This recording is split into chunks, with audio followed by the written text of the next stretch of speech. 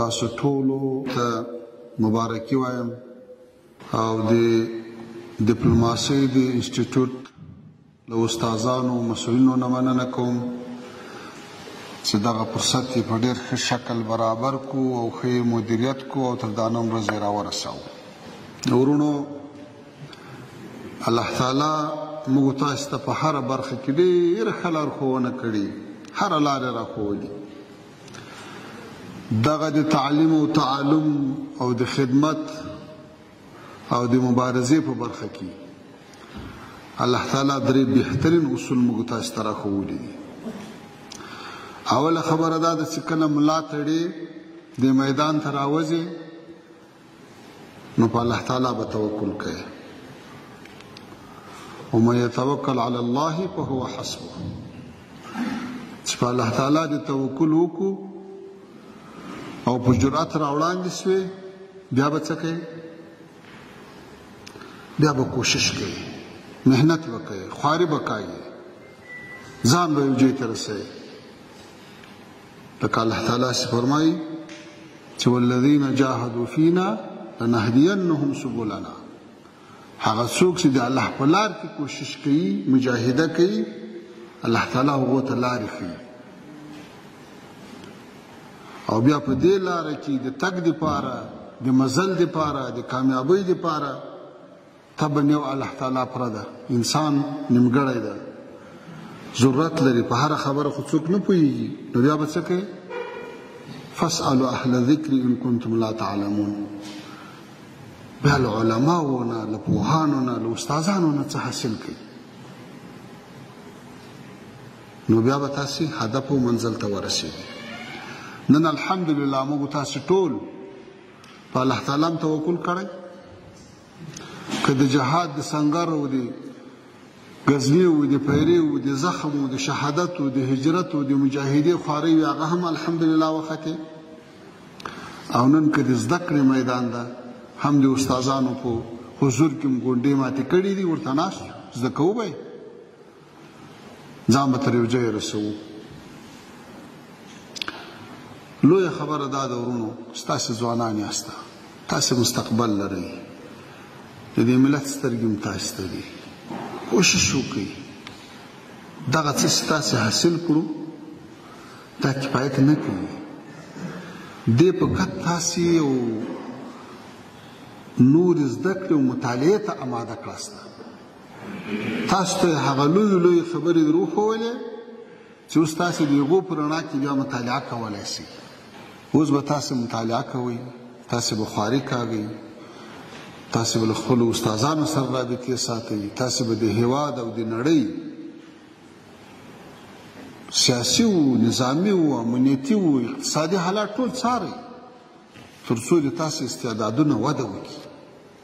موږ د بهرنیو چارو وزارت په چوکاټ کې د ډیپلوماسۍ انسټیټیوټ له لارې نه دا 4مه دوره ده چې ډیپلوماتانو ته درسونه ورکوو او فارغېږي، ځوانان فارغېږي، همداسې په عربي ژبه کې، په انګلیسي ژبه کې، په نورو ژبو کې دا سلسله روانه ده.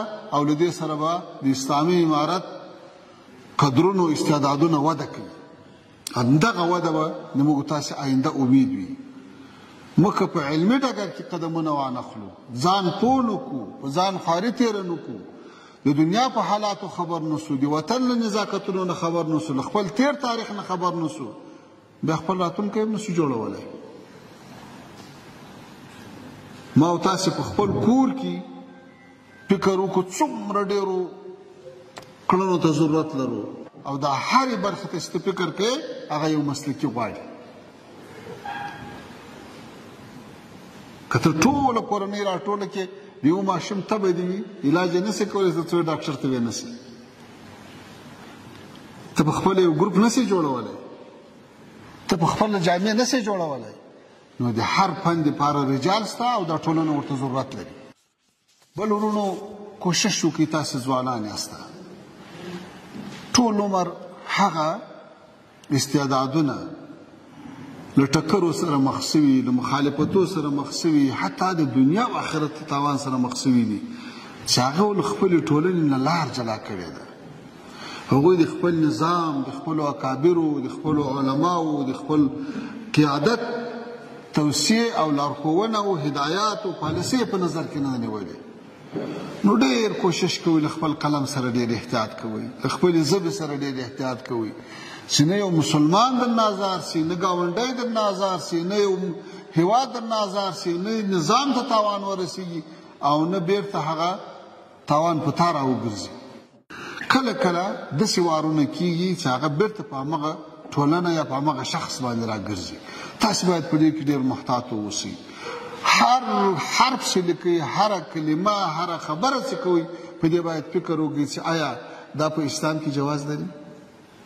آیا دا خو د بل مسلمان په ضرر نه وي؟ آیا د دې ماته یا بل ته ګټه شته؟ آیا دا حقیقت لري؟ بس دا شی چې په ځان کې عملي کړو، همدغه د اسلام اصول دي، همدغه د رسول الله صلی الله علیه وسلم د صحابه کرامو خلفای راشدینو اخلاق دي چې مسلمان ته به په لاس او په ژبه ضرر نه رسوي. دې برخې ته باید ډېره توجه وکړئ. په هغه خپل ذهن کې چې یو شی در وګرځي هغه یې وارې هغه عمومي فلټر ته اچوئ چې ودرې نور خلک څه وایي، بیا اقدام کوئ، بیا څه وایسته، نو به له ډېرو بدبختیو الله تعالی نجات درکړي. ځکه څو د توان رسي په لوی دریاب کې ګرځه، په ویالې کې د زوال وینم نهنګه. هغه مایې چې د دریاب نه ویالې ته سي نو په ویاله کې خو کله اوبه یې کله نه، کله دی غټې په ویاله کې تېرېدی نه سي هلته جام سي، هلته پسې هلاک سي، کله اوبه ورباندې وچ سي. موږ تاسې باید وحدت ته کار وکړو. موږ تاسې باید آینده افغانستان له شره وساتو، هم له داخلي شره هم له بهرني شره. دا مسؤلیت ده، الله تعالی به پوښتنه راچې کوي. موږ د همدې دپاره شپه ورځ الحمدلله یوه کړې ده چې څنګه د باندې داسې تعامل ولرو چې هېواد ته تاوان ونه رسېږي، څنګه دیني نه داسې تعامل ولرو چې څوک احساس د بېګانګۍ ونه کړي، احساس د پردیوالي ونه کړي. نو الله تعالی د تاسو ته هم توفیق درکړي چې همدغه پالیسي پسې تعقیب کړئ.